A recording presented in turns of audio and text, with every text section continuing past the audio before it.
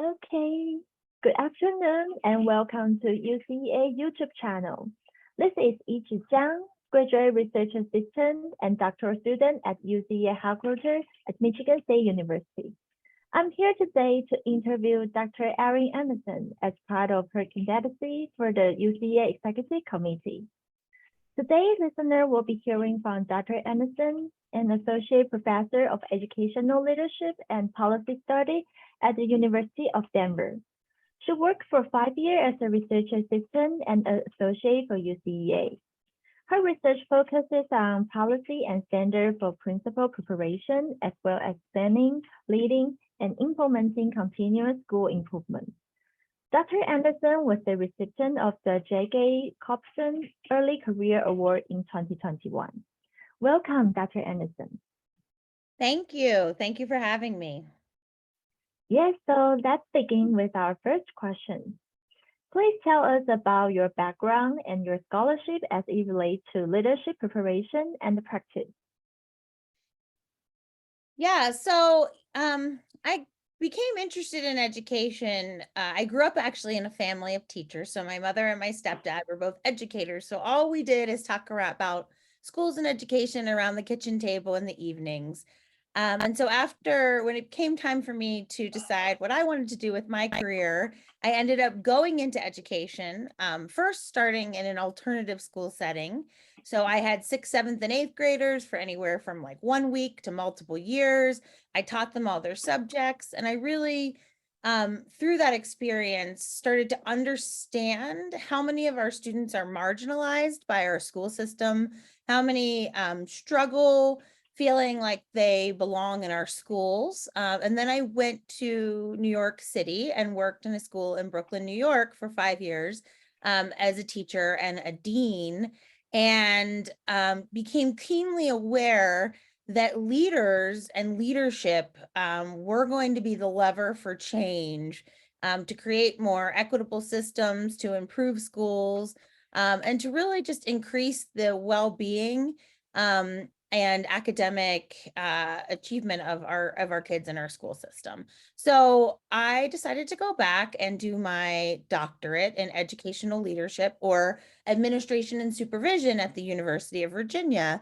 And at that point in time, I was lucky enough to join the University of Virginia at the same time that UCA was also joining the University of Virginia. So I got the opportunity to have one of my first days on campus be the day that the trucks pulled up from the University of Texas, and I got to help set up the headquarters office and really just have the opportunity to be there from the start of its experience and the start of my graduate experience. And so as a result of that, I really became interested in the core pieces of UCA's mission. So one piece of that is to promote and sponsor and disseminate research on problems of practice and leadership practice. So I had the opportunity as a graduate assistant and then a postdoctoral researcher to do research in the area of leadership preparation. And then my personal interests in my dissertation had to do with school improvement, particularly in larger urban school districts. I got the opportunity there to be involved in the rewriting of the ISLIC standards, so what are now known as the Professional Standards for Educational Leadership, or PESL standards. I also got the opportunity to participate in the revision of the National Education and Leadership Preparation, or NELP standards.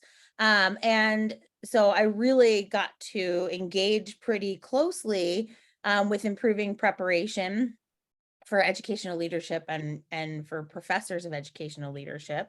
And then on my own, I have spent the last 5 years actively involved in running a state grant in which I work with leaders in practice and teams of educators to implement problem-based, equity-focused improvement science and liberatory design based program. So I've had the opportunity to be involved in the professional development of educational leaders. And then I have had also the opportunity to influence local, state, and national education policy through first a 50-state analysis policy report that I did when I was working as a university or a UCEA graduate student. And then I've had the opportunity locally to be involved with my university as a public impact fellow, which is a program in which I get to interact with local and state policymakers. And I also often represent my university in local and national media, talking about issues related to schools and school leadership. Thank you, Dr. Anderson. Thank you for sharing your background in the scholarship. That's really remarkable. That's fascinating. Thank you very much. And for our next question, you have served for several years as a plenary session representative. Could you tell us more about your engagement in UCEA's governance? Yes, well, I was very excited when I got the opportunity. I became an assistant professor at the University of Denver in 2016, and I served and I began serving in the plenary as the PSR the following year. And I was very excited to do that because as a UCEA graduate student, I, of course, always attended the plenum, helped set up for the plenum. And so it was just really exciting to get that opportunity to be on the other side and be part of the work. I have attended all of the required meetings and done all of the various things that have been asked of me by the EC and executive and associate directors. I am involved currently in the equity self-study. I'm on the committee that's focused on principal preparation, and have offered my support to Shelby Cosner and Cristobal Rodriguez and David DeMatthews, who have been leading up that subcommittee. I have also served on the UCEA Communications Advisory Board. I was nominated and asked by the executive director, Dr. Bern Jimenez, to be part of that communications team in 2019. And also while serving as a plenum rep, I was on the award selection committee for the J.D. Scribner Mentoring Award in 2018. So those are just a couple of examples of ways I've engaged in governance as I've been a PSR. Yeah, thank you so much. And additional to what you just mentioned, like as a plenary session representative and the graduate assistant in UCEA, do you have engaging UCEA in the other way that you would like to share? Yeah, it's a somewhat long list because, as I mentioned before, I had the opportunity to be the headquarters GA for 4 years, from 2011 to 2015. And then I had the opportunity to serve in a 1-year postdoctoral research role, which was, I believe, sort of the beginning of this recent, I'd say since then, they've had postdoctoral researchers consistently. And in that, I was able to support some of the Inspire work, which was the survey suite. I was able to also work with the Wallace Foundation as they were setting up their university principal preparation redesign initiative. And so I had the opportunity to help them think about how to select programs for redesign and mentor programs to match with them. As a graduate student, I helped start the inaugural Grad Student Council and organize the very first Graduate Student Summit, which I believe is maybe in its 10th year. And I still serve as a discussant every year now that I'm a faculty member.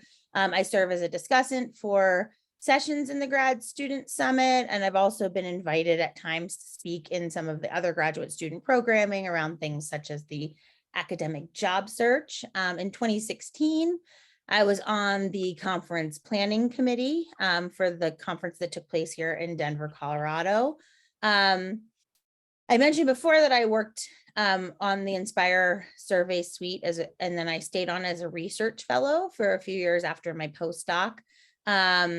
I have supported the Retirees in Action, who are a group of retired faculty who put together some really great programming to support early career and mid-career scholars in understanding the mid-tenure review process. So I served in a workshop a few years ago talking about what that experience was like. I'm going to be in the upcoming UCEA involved in a tenure workshop now that I received tenure as of September 2022. I also was engaged in their mentor program that they sponsored. And so I had an opportunity to also work to present with my mentor on that experience.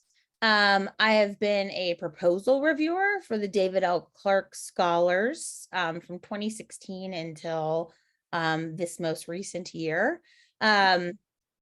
I was a policy advocate on the UCEA policy committee for a number of years. So we were a team working to increase UCEA's role in policy advocacy that was run by Janie Lindo and Ed Fuller. And I think of every year I've been a conference reviewer and a chair or discussant for sessions in the regular conference. And then, as I mentioned, I was lucky enough to be the 2021 recipient of the Culbertson Award. And I have also helped to nominate several of the other award winners, written letters of support for that. Wow, thank you so much for sharing that. It is incredible that one person can involve in so many different aspects of the work in UCA. Wow, that's amazing. Thank you. So yeah. And the next question is that would you like to discuss with us that your scholarship, research project, teaching, and or service that can inform the work of UCA, particularly the work of the executive committee? Yeah, so as I sort of alluded to earlier, in my time as a UCEA graduate assistant, I had the opportunity to engage in some research around principal preparation, practice, and policy. So I had an opportunity to work with my colleague Amy Reynolds to create a 50-state analysis of policy for principal certification and for principal prep programs. And since then, I've continued a strand of research in this space. And so in the last couple of years, I worked with Frank Perrone and my GA Sajid Bidwani. We looked at what kind of access people had to online programming, actually right before the pandemic, which positioned us in kind of an interesting space to capture a database of what that looked like. And then through that, we also did a 50-state analysis of principal preparation programs because we discovered there's no central program center or repository for capturing what universities have what programs and what types of offerings. So we did that, and we've discussed potentially seeking to start a program center, a UCA program center around that, or we also created an app for people who might be looking for principal preparation programs where they could use that to search for what the options are in their state or the nearby states. And we're going to be rolling that out sometime soon. I had the opportunity to be an invited expert participant at an AERA UCA research conference on Ed Leadership Preparation Program Assessment and Evaluation in November 2019. And so that was a really great opportunity to think about how we can make sense of how leadership programs should be evaluated. As I mentioned before, I was able to do some of the literature review and analysis. I was hired by the Chief State School officers to do that for the NELP and PEASL standards.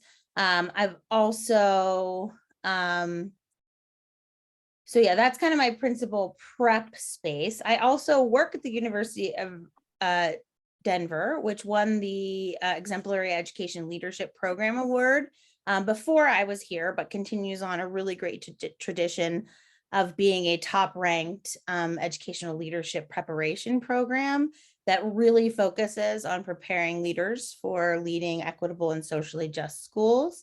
And I have been lucky enough to work locally implementing change at the school level and district level. I've been part of a Carnegie initiative called the iLead initiative, which is university district partnerships, integrating improvement science into their leadership preparation programs. And then in our case, working with leaders in practice on a design improvement model. It's a liberatory design and improvement science, and it's an equity-centered improvement model to try to think about problem solving. So I've had a lot of experience doing that at the school and district level, and I could help lead the EEC through this kind of problem solving technique if I had the opportunity to serve. And yeah, I think I'll stop there. But I have lots of interest in both preparation and school improvement and I like to often integrate my research and my service, because I think we're all here in service of making schools better places. And so I think that service and research really go hand in hand in a field like ed leadership. Yes, it is. Thank you so much for sharing. And here comes our last question. Could you share that what's the reason that you have chosen to run for the executive committee elections and your vision for the future of UCEA? Yeah, so I've chosen to run because I was asked by the nominating committee, and I said yes because UCEA has been the most important professional organization in my life for 11 years now. And it has been sort of a home for me, an academic home, but also I've developed many professional and personal relationships through my time in UCEA. And I just really believe it's an amazing organization. Every year I actually look forward to attending the annual convention and getting together and networking and seeing people and having the opportunity to serve on the plenum and think about how to serve the organization more deeply as an executive committee member just makes me really, really excited. I see really great things happening with this equity self-study that UCEA has been engaging with. I think we're continuing a very long tradition of UCEA having a social justice and equity focus to the work that they do, and creating space for scholars to explore really important topics in a very supported way. And I would like to continue with being somebody who can support that. And as I said before, I think, the future of UCEA is to continue to impact preparation, think about how we can do it better, how we can spread good ideas, how we can create more of a network of support across universities, where we can all be getting better at getting better, which is something I really believe in. I also see UCEA continuing to support early career scholars in a really important way, both graduates. I've seen great growth in the area of graduate student support and supporting early career scholars. And I feel like I had the opportunity to be mentored. And so I'd like to continue to mentor. And I also think there's great opportunity for us to think about how we're impacting policy. The people on the ground in P through 12 education right now are really, it's a unique time. We're coming out of a pandemic. We're coming out of a lot of reckoning around racial injustice. We're dealing with a highly divided political climate. And that is leading to things like very high turnover of teachers and leaders. Most schools currently are understaffed. There's a lot of pressure on these leaders to figure out how to not just navigate good instruction, but navigate the political sphere that they're a part of. And I feel like an organization like UCEA has the opportunity to get engaged more in our P through 12 system. And whether that's creating guidebooks or doing trainings and workshops about how to talk to parents who may be upset about the types of books being shared in our libraries, and whatever topic it may be. I think there's a lot of opportunity there for us to be a resource to practicing leaders and teachers. And that's something I'd love to see us do more of in the future. Yeah, thank you, Dr. Anderson. Thank you so much for your time and thoughtful response. Thank you. Yes, and this interview will be archived on the UCEA YouTube channel, and listeners can access or share the interview at any time. And we also recommend listeners to post comments and questions on this interview in the comment section. Thank you very much, and goodbye. Thank you.